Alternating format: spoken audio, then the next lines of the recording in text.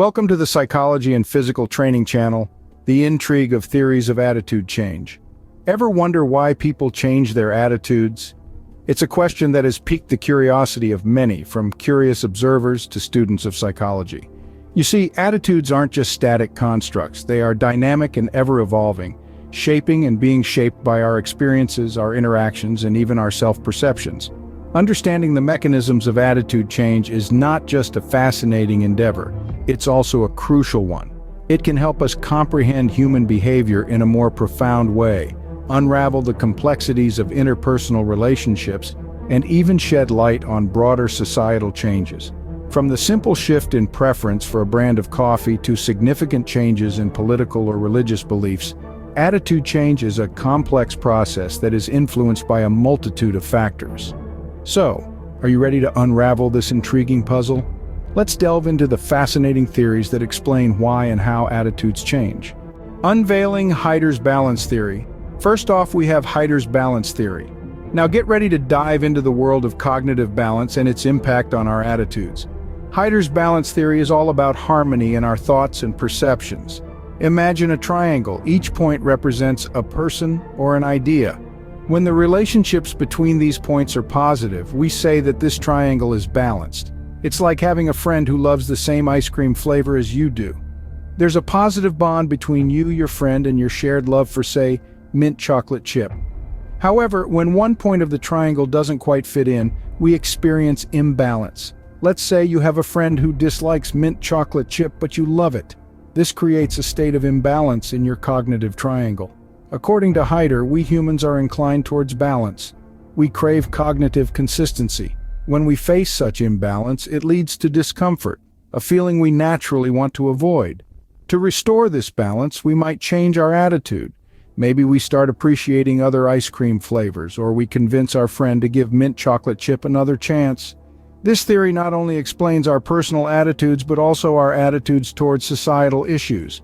Suppose you adore a celebrity, but then you discover that they support a cause you strongly oppose.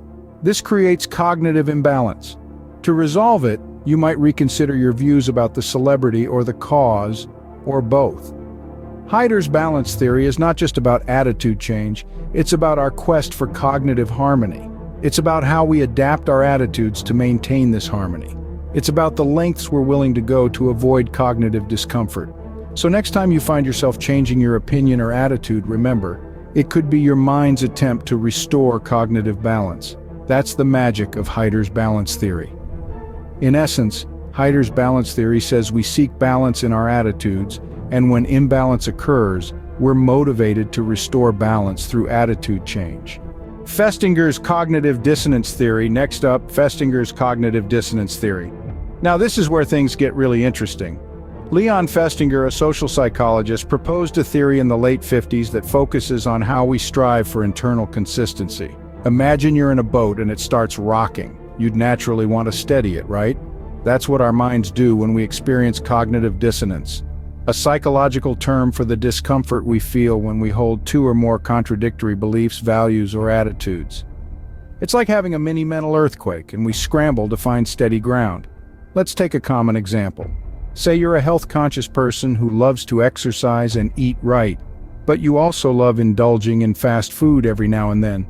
You're aware that fast food is unhealthy, yet you can't give up those juicy burgers and crispy fries. This creates a conflict between your belief in healthy living and your love for fast food. The discomfort you feel is cognitive dissonance. Festinger suggests that we don't like this discomfort and will do what we can to reduce it. How do we do this? Well, we might change our attitudes or beliefs. In our example, you might start believing that occasional fast food isn't that harmful, or maybe you'll convince yourself that the lettuce and tomato in your burger make it a balanced meal. Alternatively, you might change your behavior. Perhaps you'll decide to cut down on fast food or hit the gym a little harder after a fast food binge. The key point here is that cognitive dissonance acts like a motivational force driving us to achieve consistency in our beliefs, attitudes, and behaviors. It's not always about being right or wrong, but about finding a state of mental balance and harmony. So, according to Festinger, we change our attitudes to reduce the discomfort caused by cognitive dissonance. Understanding this theory can help us navigate our own contradictions and make sense of our ever-evolving attitudes. It's all about finding that inner peace, even if it means tweaking our beliefs or adjusting our actions. The self-perception theory. Now let's move on to the self-perception theory. Dabbling into the depths of the human psyche, we encounter a fascinating concept known as the self-perception theory. This theory, proposed by psychologist Daryl Bem, suggests that people often deduce their attitudes from their behavior, especially when their attitudes are unclear or ambiguous. Yes, you heard that right. We sometimes look at our own actions to figure out how we feel about certain things. Imagine this scenario. You're at a party, and you notice that you're laughing more than usual at a friend's jokes.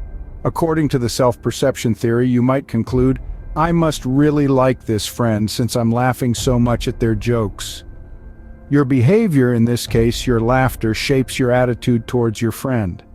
Or consider another example. Suppose you find yourself repeatedly choosing to eat at a particular restaurant.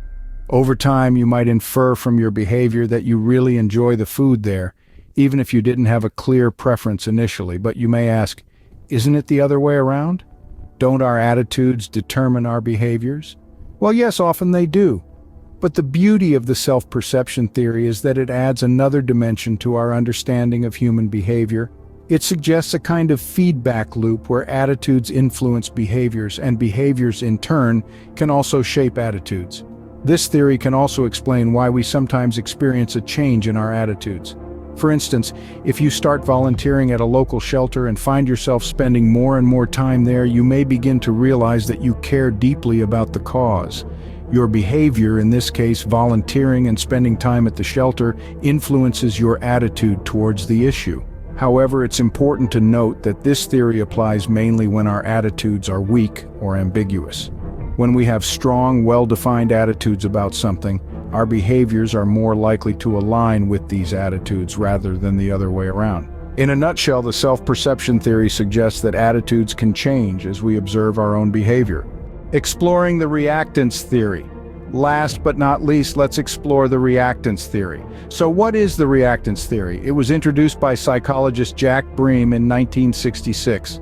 This theory suggests that we have certain behavioral freedoms, and when we feel those freedoms are threatened, we experience a motivational state called reactance.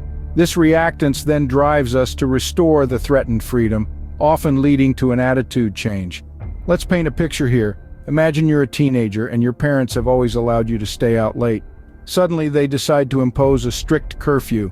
According to the reactance theory, you would feel your freedom is being threatened, leading to reactance. You might then change your attitude about the curfew, viewing it as unnecessary or unfair, and act out to restore your freedom. The theory also explains why reverse psychology often works. When someone tells us not to do something, it can make us want to do it even more. That's reactance at play, pushing us to reassert our freedom. Reactance is not just about rebellion or defiance, it's a natural response to perceived threats to our freedoms. It's about maintaining control over our choices and decisions. It's an integral part of our psychological makeup, a mechanism that helps us preserve our autonomy. In the world of marketing and persuasion, understanding the reactance theory can be a game changer.